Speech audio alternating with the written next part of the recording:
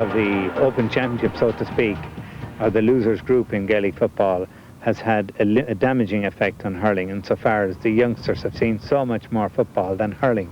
So yes is the answer. It has suffered a little bit by comparison. Next year that may be addressed by the fact that everybody gets a second bite of the cherry in hurling. The offspin of that will be, I attended a meeting of the Wexford County Board last night where people were up in arms because their clubs weren't playing. So if our counties are going to play guaranteed two games in hurling and football, obviously local fixtures have to suffer.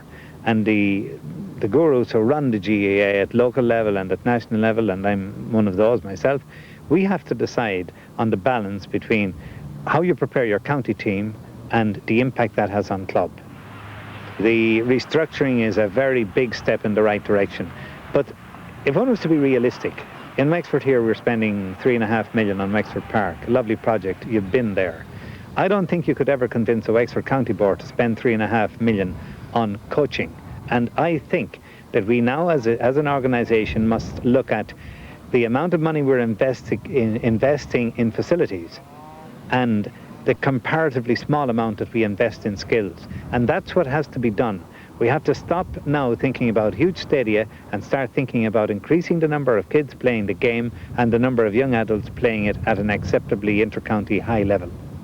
And that will take money. And that's where the crux, that's the challenge for the GAA in the future. Unless there is a huge financial investment on a par with the kind of money that we are prepared to invest in facilities, hurling will die irrespective of what structures we set up there. And Marty, you only have to look at Laois, for example. I think Laois played Wexford in '51 in the Leinster final. That was the last time they were there.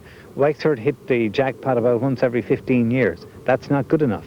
Kilkenny dominate in Leinster, Tipperary, Cork. So there's a handful of counties that share the glory of All-Ireland Day. And unless we broaden that cathedral, and that will take money, and that's a bigger debate for another day, but we need to have a new look where we take a business night look at our product. And rather than spending money on shops in which to show our product, let's get the product right. And it's not right at the moment. Interesting views there. It's not right at the moment, gentlemen. He says need to be spending more money on the players and not just on stadia.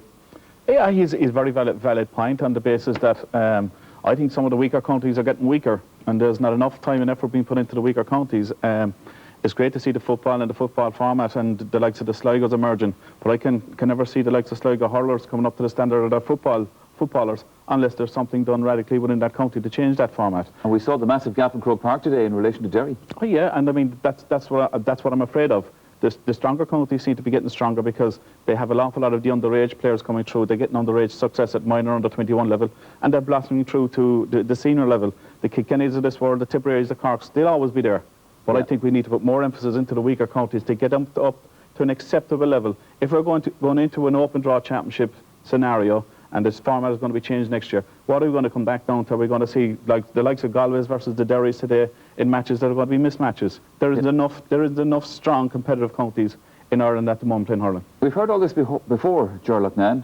We know what the problem is, but how do you fix it? Right, we've heard it before, but when you hear an intelligent person like Tony Dempsey, who has such experience in the GAA world, both as an administrator and now as a manager as well, when he makes those comments, we should all sit up and listen. The crucial thing he's talking about there is coaching. Coaching is the secret for the future because the number of teachers has declined, so we can't rely on their goodwill anymore now. So it has to be a more structured, not the kind of stuff we see with these summer camps, which are basically babysitting services. It has to be well structured, well financed, and it has to have an aim. We have to have things like development squads in every county at different ages all the way down along. And for this, every team, every county is crying out for money. I was listening to Jim Nelson from Antrim up the north of Semi. He was saying the very same thing as Tony Dempsey.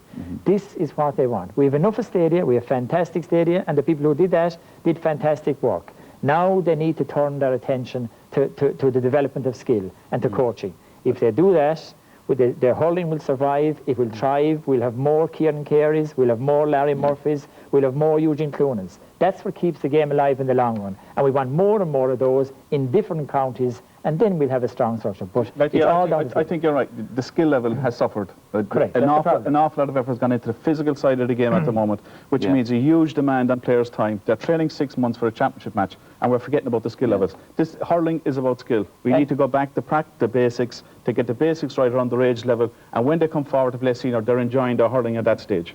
A lot of that came, Michael, from the Clare thing. Everybody thought it was based on running up mountains, running across fields, which is absolutely ridiculous. From when the evenings became long, from the end of March, Clare never did any physical training. It was all based on skill, on moving the ball fast, on fast control. The development of skill is the key to the future, not running. Yeah, and 2 All-Irelands as well to Clare to prove the point. Well, Galway and Limerick have got their awards from today's game.